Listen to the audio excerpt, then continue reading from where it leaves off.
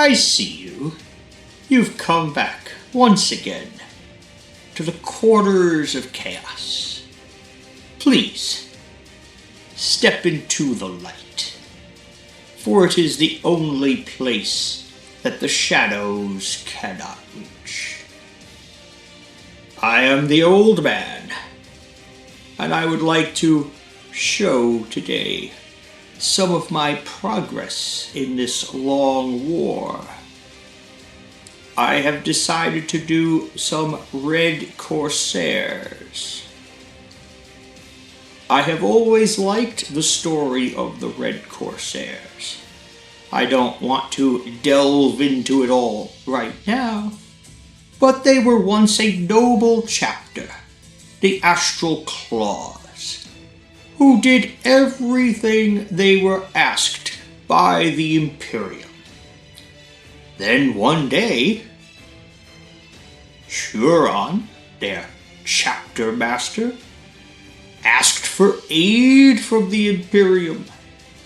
Aid that was not forthcoming. Having enough of this bureaucracy, for they were slow to act on anything in the Imperium, he rebelled, and it led to a massive conflict, the Badab War.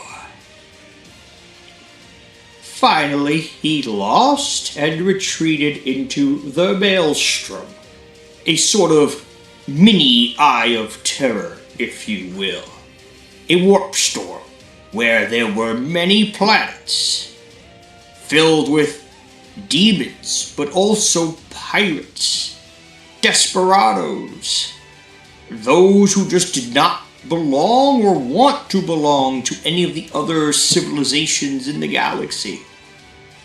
Huron Blackheart now established his headquarters there, and instead of being the Astral Claws, he renamed them the Red Corsairs. And while Huron would dabble with the Chaos Gods, I've always suspected he sees them the way Abaddon does, a means to an end and nothing more. He is not interested in worshipping them or following one god in particular. I don't believe that is the case. He uses chaos as his weapon. Eventually, others would come to join the Red Corsairs. Any human pirate, desperado, as I said earlier, might join him, but so would Space Marines of Loyalist chapters. One or two rogue Marines would go escape their chapter and join up with the Corsairs. Whether it's because they did not believe in the strict confines of the Imperium, or perhaps they wanted to indulge in their bloodlust or their greed, and Huron would take any of them, as long as they swore allegiance to him. So, I would like to show you now some of the progress I have made on my Red Corsairs. They are not finished, but they are moving along quite nicely. The Red Corsairs have had a long history in the Warhammer universe. I've always loved the stories about the Badab War, how Huron Luft becomes Huron Blackheart, the Palace of Thorns, and then finally the retreat to the Maelstrom. Long-time players might remember that any Marine could join the Red Corsairs. In the old days, they represented this by having Marines in their regular armor, but with the red X drawn through their chapter symbols, denoting that they are no longer loyal to their chapter, but instead to Huron himself. Fascinating stories from the past. Here are some of the Red Corsair Marines. I had gotten the large army box. Instead of having separate Chaos Marines and Red Corsair Reavers, I decided to just kitbash the entire thing to make all kinds of different Chaos Marines. Now, I know there is a difference between a Reaver and the regular Legionaries. I'm sure I will figure out some way to denote them. However, as a Chaos player from the old days, I cannot resist kitbashing and conversions. I really liked putting these together, and while painting them was tricky at first, I finally found a rhythm that enabled me to move through some of these at a faster speed. I am particularly proud of how I did their fist. The idea that it wouldn't just be black, so I built it up with grays, so that it is still dark, but not flat black either. In keeping with some of the old lore and images, I decided to take some of the Red Corsairs and show that they had indeed abandoned their former chapters.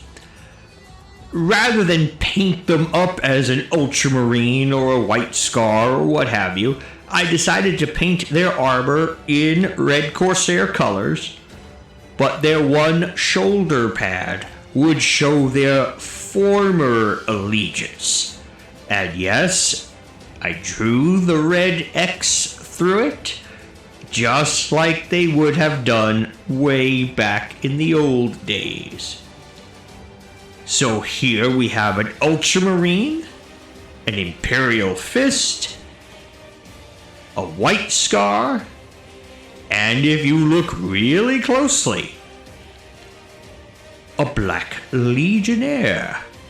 I am sure there are some in the Black Legion who are tired of Failbadon. Abaddon always failing to destroy the Imperium. Perhaps this Black Legionnaire had enough of that and decided to join the Red Corsairs. To me, this type of thing, looking at the past and bringing it into the present through painting or conversions, is a great deal of the fun of the hobby in general, but Chaos in particular. Huron's advisors are simply amazing models. I have not painted Huron Blackheart yet. I tend to leave the leaders to nearer the end of my hobby projects.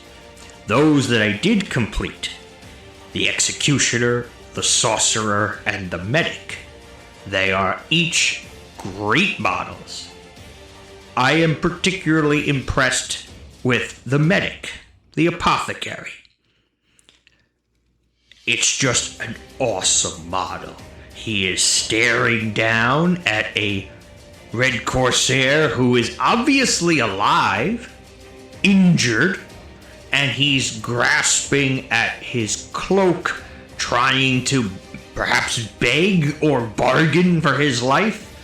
But the doctor says, "No, I'm going to extract your gene seed. Have a nice day." The Executioner also looks brutal with the heads and skulls on him. The Sorcerer, I wish could have been jazzed up a little bit, but it's still a great model. For me, I was really impressed with how the Medic came out. White can be problematic, but this was good because I was able to be a little dirty with it. Keep it looking kinda sorta white, but also faded after years of battle, wear and tear, neglect. The quote-unquote newer Horus Heresy tanks, using the designs of 2nd edition, have always appealed to me. But the kit itself actually goes together much smoother. than the regular 40k Predator. So of course I decided to use the Horus Heresy one for the Red Corsairs. They perhaps looted it off somebody. Perhaps they stole it from the Iron Warriors. Who knows? It was a lot of fun putting this together, reminding me of the old days. I also enjoyed painting it with the red and black. I did some detail work. Each rivet has been painted silver. I have also put some scarring along the edges as if it has seen a lot of action before. I think this is a nice addition to my Red Corsairs.